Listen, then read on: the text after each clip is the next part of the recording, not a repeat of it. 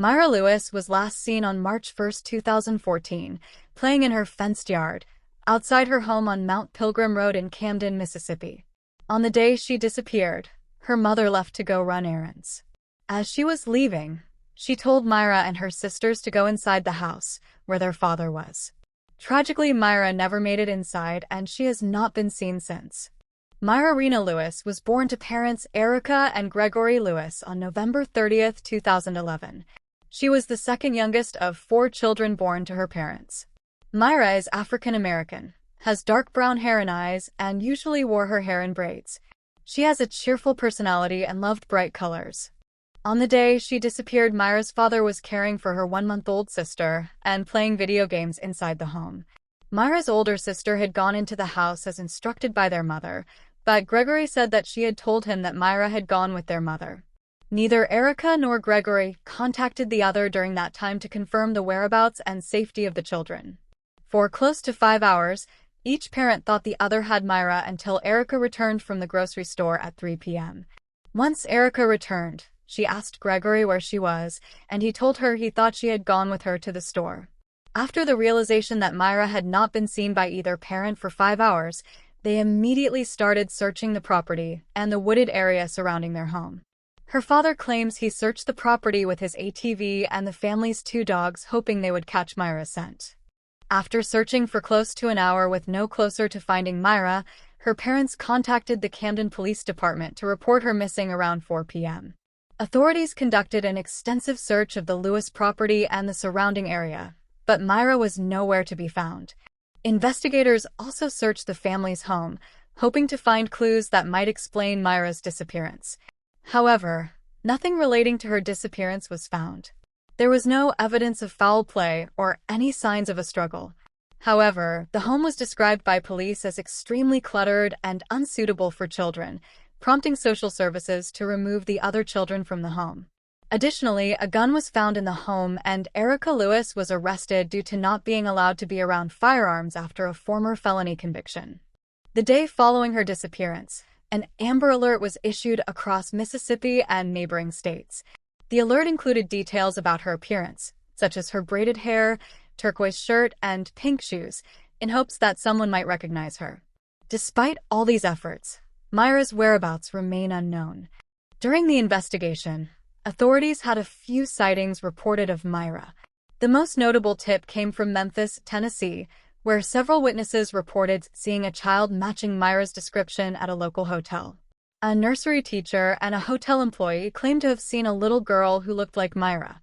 They claimed that she had been left alone in a hotel room while an adult male with her ran errands. Investigators followed up on the lead but ultimately determined that the child was not Myra. Over the years, Myra Lewis's disappearance has led to a range of theories. Although none of these theories have been confirmed, some are more plausible than others. One theory suggested that Myra may have wandered away from her home and gotten lost in the surrounding woods. However, the yard was enclosed by a gate, and it's unclear how a 2-year-old could have opened it on her own. Additionally, extensive searches of the area by law enforcement and K-9 units found no trace of Myra, such as clothing or footprints. Some have speculated that coyotes or bobcats could have fatally attacked Myra, but the lack of physical evidence makes this theory unlikely. Another widely discussed theory is that Myra was abducted, either by a stranger or someone familiar to the family. While the area was secluded, it's possible that someone passing through could have seen an opportunity to take the child. The rural location of the Lewis home makes this theory less likely. The most popular theory revolves around the possibility that Myra's parents, Erica and Greg Lewis, were involved in her disappearance. Supporters of this theory have pointed to several red flags, including the lack of communication between Erica and Greg on the day Myra went missing. Erica left the house without confirming that Myra had gone inside, and Greg assumed Myra was with her mother without verifying her whereabouts. Additionally, the discovery of firearms in the home further complicated the family's relationship with law enforcement. Some have speculated that Myra's disappearance could have been the result of a tragic accident, such as a drowning in the nearby pond or an injury on the property. If that was the case, it's possible that the family feared legal consequences and may have concealed the truth. However, searches yielded no evidence to support this theory. Despite the years that have passed since Myra vanished, efforts to solve her case have not stopped. The Camden Police Department has repeatedly emphasized that Myra's case is not considered a cold case. Speaking on Myra's case 5 years after her disappearance, in 2019 Madison County Sheriff Randy Tucker said, "It's never been a cold case, and as long as I'm here, it never will be." Leads were followed. Interviews were done. It's extremely frustrating that 5 years later, I have to stand here and tell you that we're no closer to finding Myra than we were that day. Regarding the relationship with the family, Sheriff Tucker said, "We've tried to maintain contact with them. We don't have any way to contact them at this point. They've moved away and didn't provide a forwarding phone number or address or anything of that nature." Speaking on the search, Sheriff Tucker said, "We had helicopters, dogs, men and women on foot, volunteers from the community, every law enforcement agency that you can think of. It was an exhaustive search," Tucker said. But the main focus was the family home. "It seems as though she vanished into thin air. The dog initially picked up her scent here in the yard of the residence, up until about this fenced area right here, and that was it."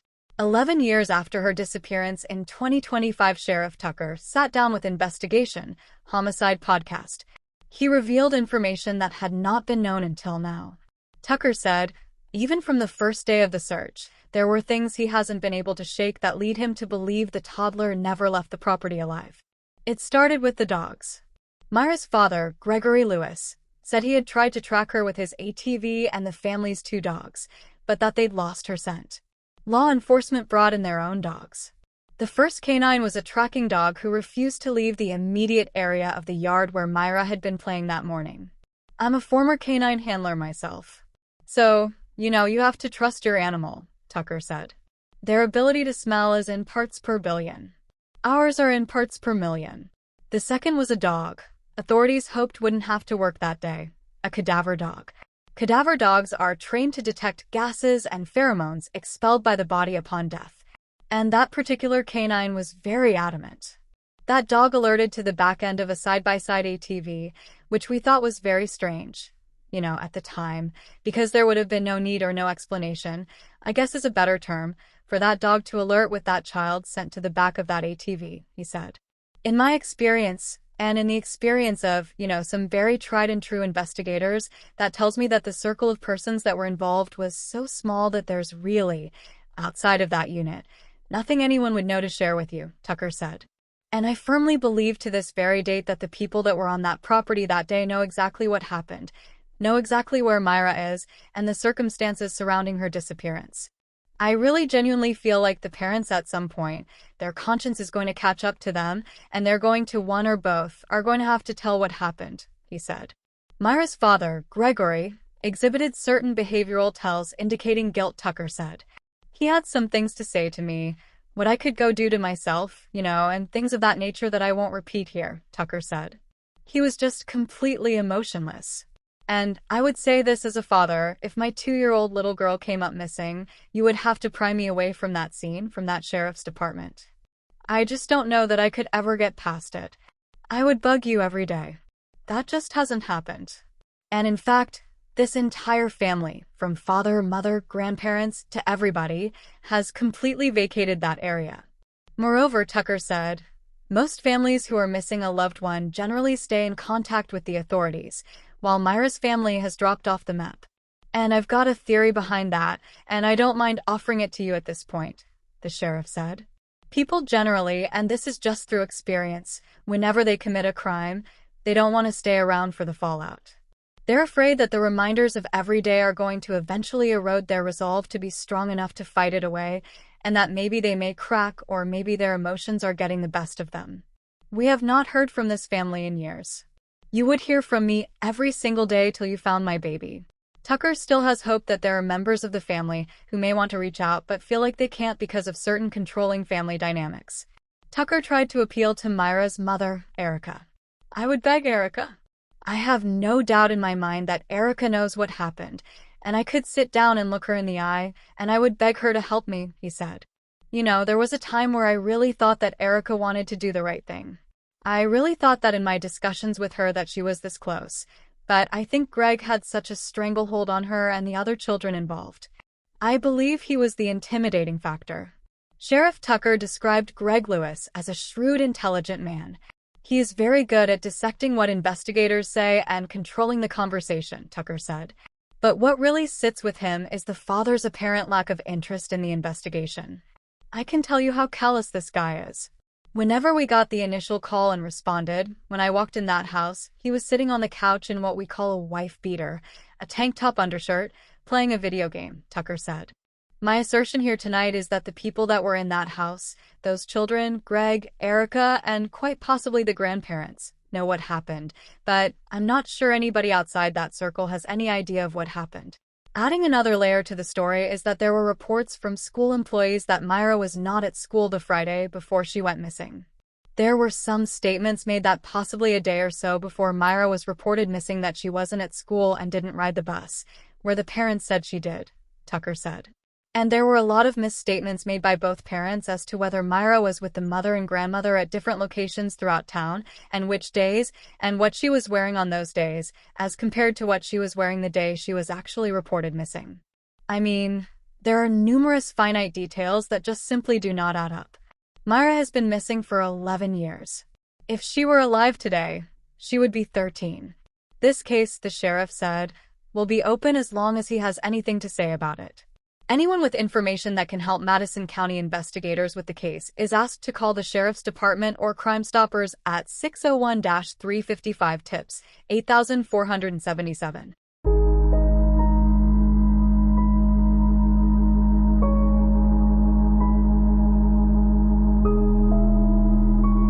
Summer Wells was last seen on June 15, 2021 at her home in the rural community of Beech Creek, part of Hawkins County, Tennessee. She had gone inside to play with her toys after being outside with her mother and grandmother. She went downstairs and she has not been seen since. Summer Moon Utah Wells was born on February 4, 2016, to parents Candace Bly and Donald Wells. She was the youngest of 4 siblings and the only girl. Summer had short blonde hair, blue eyes, and a smile that could light up a room.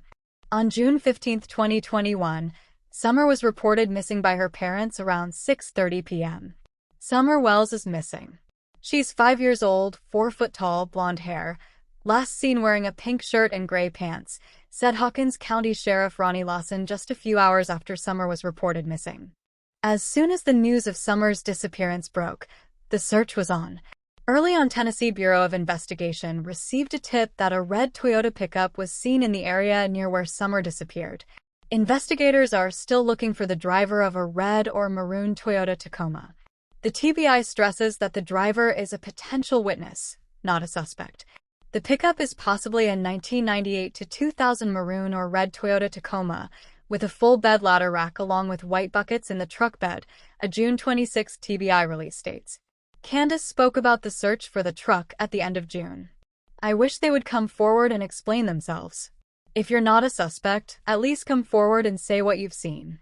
Over the following weeks, hundreds of volunteers and law enforcement personnel from local, state, and federal agencies scoured the rugged terrain surrounding the Wells home. Despite the massive search effort, no sign of Summer has ever been found. In July 2021, Summer's brothers were removed from Candace and Don's care. It came after Don claimed that his house was a dangerous place to be amid a slew of threats being made against him and Candace, which he said reportedly drove him to start drinking heavily. Right now, with everybody attacking us and all this stuff going on, it's probably better for them, Wells said on a podcast. Don also reportedly said that a lot of people were coming to him and accusing him of various things regarding the disappearance of his daughter. I believed that stuff, Wells said. Like an idiot. I believed it and I flipped out, started drinking, and everything else. And that's why they took our kids. The podcast's host, Jennifer Youngblood, told local media that he admitted that the boys being taken was due to him having an episode of drinking, and there are other things swirling around the internet that it could be the home life or what's going on right now in Summer's case. Summer's dad explained that he thought DCS was helping their family by protecting their kids from unwanted attention. They took our sons. They kept our sons. And they made us sign them over to them, he said, adding, they took them so far away it was impossible to have any quality communication. When your child disappears, then your other children are taken from you. What's left? Don said. We're called an Amber Alert family. I guess we are. But what family? They took it all, he added. In April 2022, Detective John Pruitt with the Hawkins County Sheriff's Office said, "We've gone through hours and hours of interviews, video footage, electronic data, just trying to find a specific direction to go on in towards. Nothing has narrowed that down." That same month, the District Attorney General also spoke out about the case, discussing his role as no one has been charged or arrested in her disappearance. "It's a case that has implications for the legal system and the law, but you couldn't classify it right now," said Dan Armstrong. "There are no criminal charges that have been filed." As the years have passed with no resolution, various theories and speculations emerged. Some of the more prominent theories include: 1. Kidnapping. Given the remote location of the Wells home, some believe that a stranger abduction is unlikely. However, others argue that it's possible someone familiar with the area could have taken Summer. Since she has not been found, we cannot prove nor disprove this theory. 2. Accident. Some suggest that Summer may have wandered off and succumbed to the elements or suffered a tragic accident. However, the extensive search efforts have not uncovered any evidence, such as her clothes or remains, to support this theory. 3. Family involvement. The behavior and past of Summer's parents have led some to speculate that they may be involved in her disappearance. However, no concrete evidence has been found to implicate them. Furthermore, they still do public interviews and plead for the safe return of Summer.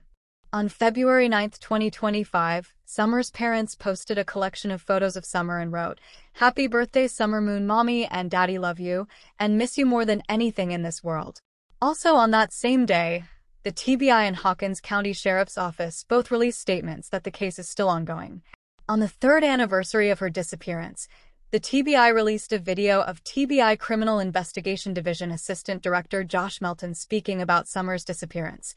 Melton said then that the TBI hadn't determined whether Summer was abducted or walked away from her home and became lost, a position which hasn't changed. "It's really important to us to not focus all of our efforts on just one of those two," Melton said.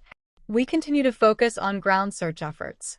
We continue to focus on interviews of those who may have information about vehicles that have traveled to the area or technology that could have been used to make us an investigative lead. We've continued to have tips and leads that have come in that agents have been able to follow up on continuously. And the agents have worked tirelessly when tips and leads weren't coming in to try to find ways to investigate when typically people would lay down their effort. We have thrown everything that we know to throw at this case, and we haven't had the answers that we need yet. We know we'll get them, but we don't have them today." Melton said Summer's case hasn't gone cold. "Our commitment to the public is that we're not going to allow this case to sit on a shelf," Melton said. "We are committed to bringing Summer home, and we're going to keep working on this case until she is home. Summer has been missing for close to 4 years. If she were alive today, she would be 9 years old. If you know anything that could help solve her case, please contact 1-800-TBI, find or email tips to tbi@tbi.tn.gov. 2 little girls who disappeared under similar mysterious circumstances, and 2 families destroyed by resulting implications. While one family has kept quiet, the other has been quite loud with trying to get exposure to find their missing little girl. We can only hope that both cases will receive resolution, and both families get closure for what happened to their missing little girls. If you like this type of content, please like and subscribe. Also, if you have any cases you would like me to cover, please leave them in the comments. We can bring them home together.